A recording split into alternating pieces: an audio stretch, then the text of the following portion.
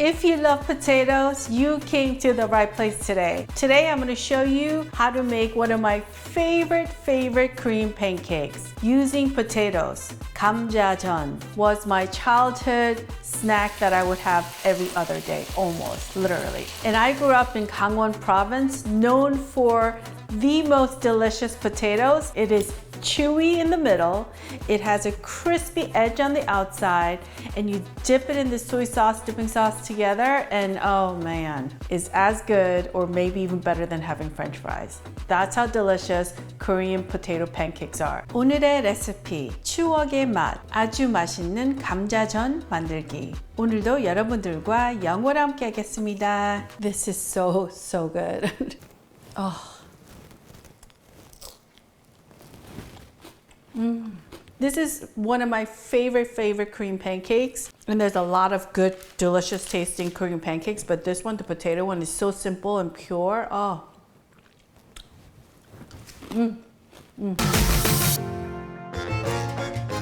Hi everyone, this is Helen and welcome to Modern Pepper. 안녕하세요, Modern Pepper의 헬렌입니다.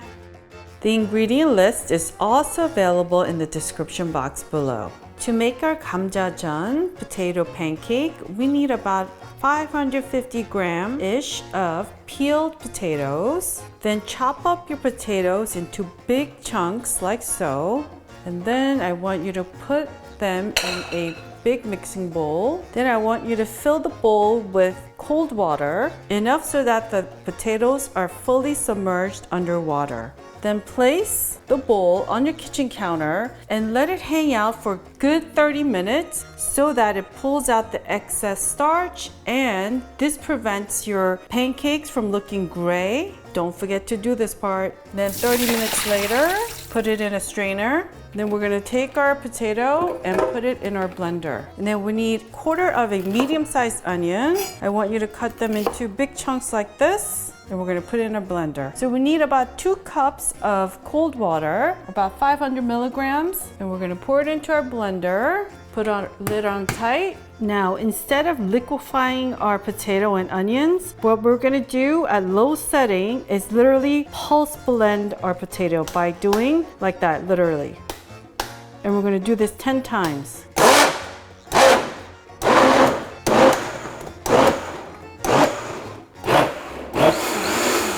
We want our potato and onion puree to be not liquefied. We want it so that it kind of looks a little clumpy and snowy like. This is exactly the consistency we're looking for.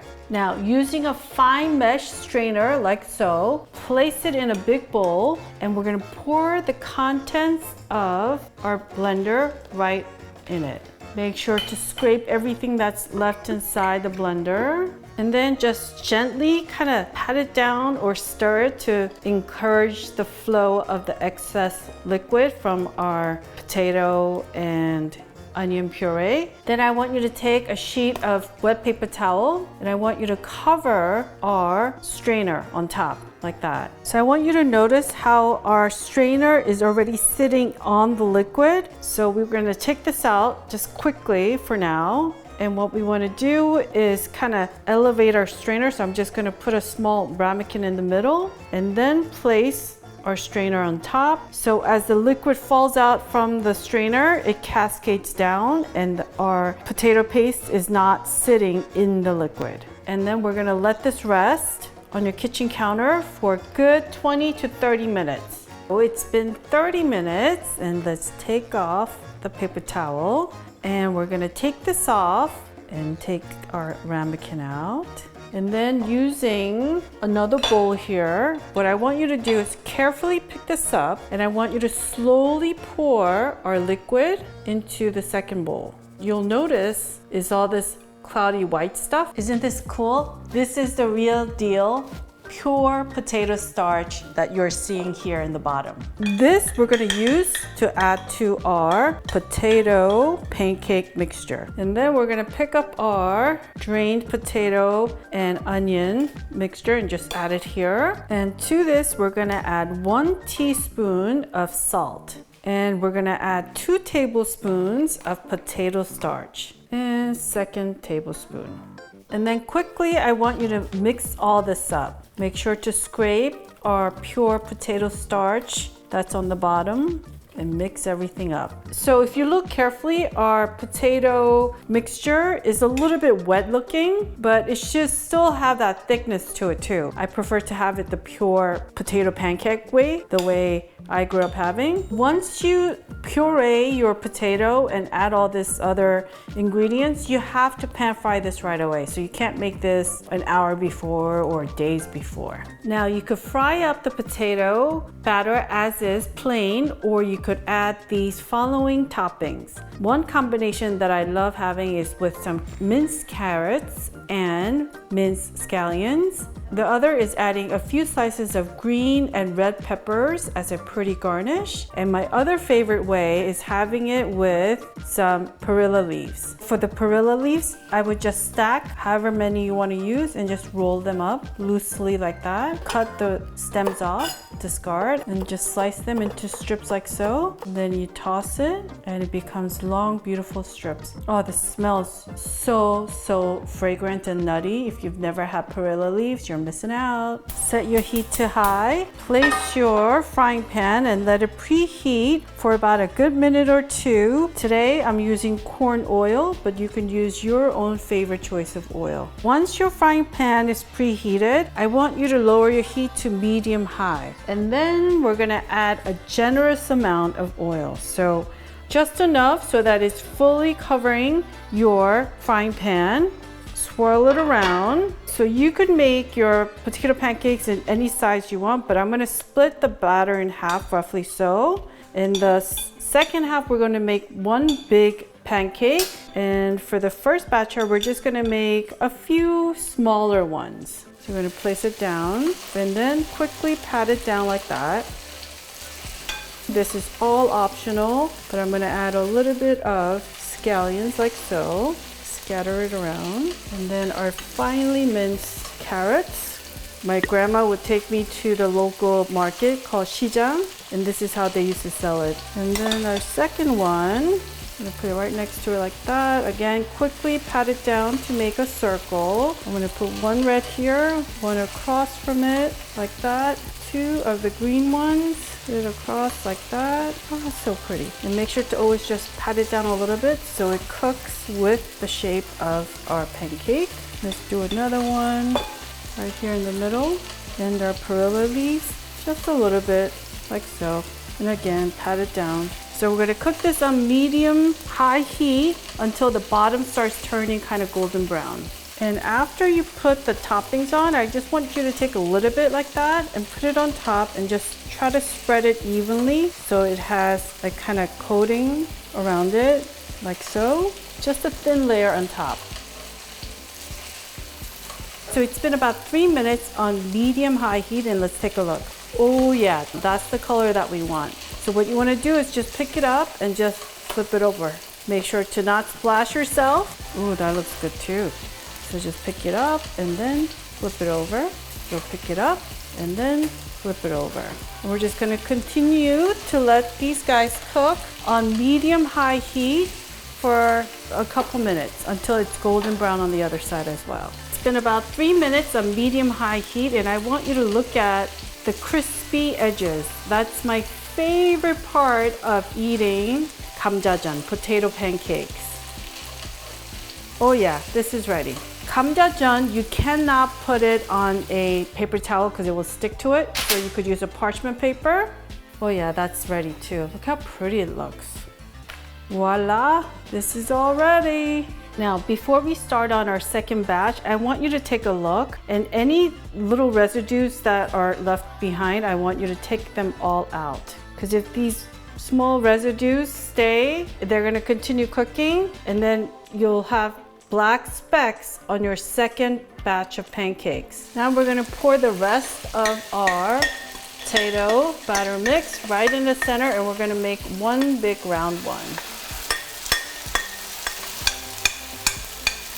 And then quickly, I want you to press it down and make a circle.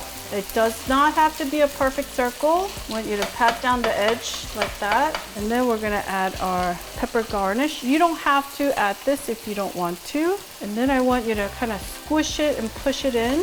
Your heat remains at medium high, and we're just gonna let this fry until it's nice and golden brown. So just scrape a little bit from the side so that when we flip it over, it doesn't come off our pancake. That's the purpose. So it's been about 3 minutes on medium-high heat, and let's take a look. Oh yeah, that's the color that we want. So this is ready to be flipped. Now, when you flip, make sure you tilt your pan and you pick it up and you flip it so that the oil doesn't splatter you. So you flip it away from you and you turn it over this way.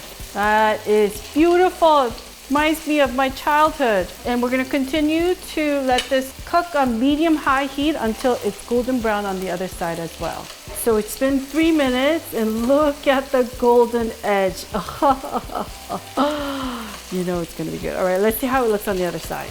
Oh yeah, that's exactly the color that we want. Oh wow. Okay, this is ready. I'm gonna pick this up and put it on our plate and then flip it like that. Oh. Now, when it comes to Korean pancakes, you must have it with this soy sauce dipping sauce. I have a recipe on how to make this in 3 ways. Light version, medium version, and more of a salty version. So the video will be linked below. So I want you to see how white and pristine our potato pancakes look. That is because we soaked it in cold water for 30 minutes. If you don't do that, your potato pancakes will come out gray. But there's no difference in taste. But I want you to see the middle. You see how the middle looks so soft and cushiony and sticky? It's so good. It's time to eat. I'm pretty happy right now. I get to eat GamJa Jeon. Bon appetit, everyone. So good. So good. Like any good Korean pancakes, it must take a dipping in this delicious soy sauce dipping sauce. Oh yeah, I know you know this looks really good. Sorry, I can't feed you, but make it for yourself at home. Now, how I would eat this is literally just break it up, like tear it up. Look at that. How it looks so chewy and soft and cushiony. And then our tip edge is like golden, crispy brown. Do I need to say anything else other than you need to eat this? This is so, so good.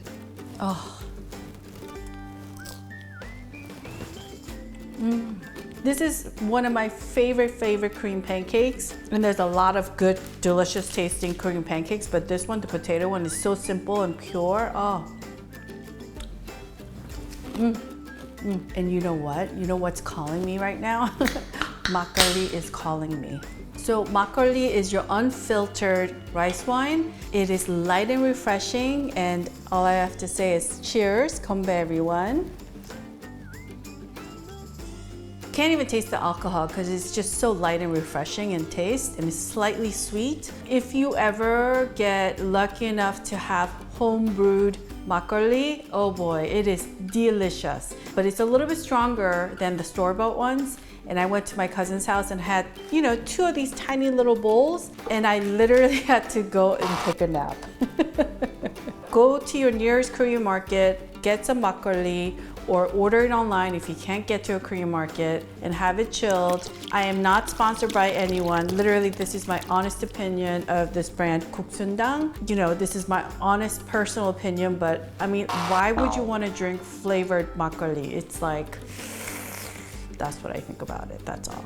If you are a fan of Korean pancakes and want to learn how to make other Korean pancakes, make sure to go to youtube.com/modernpepper, click on that playlist tab and select Korean pancakes, and I will see you there. I want to thank everyone for watching today, and if you enjoyed watching today's video, I want to kindly ask you to click on that thumbs up icon and subscribe if you haven't done so, and hit that notification bell so you and I can make more Korean dishes together. 여러분, 오늘 재밌게 보셨으면 꼭 좋아하는 버튼과 구독 버튼도 눌러주세요. 다음 영상에서 뵙겠습니다. Alright folks, I will see you in one of the videos you see right here.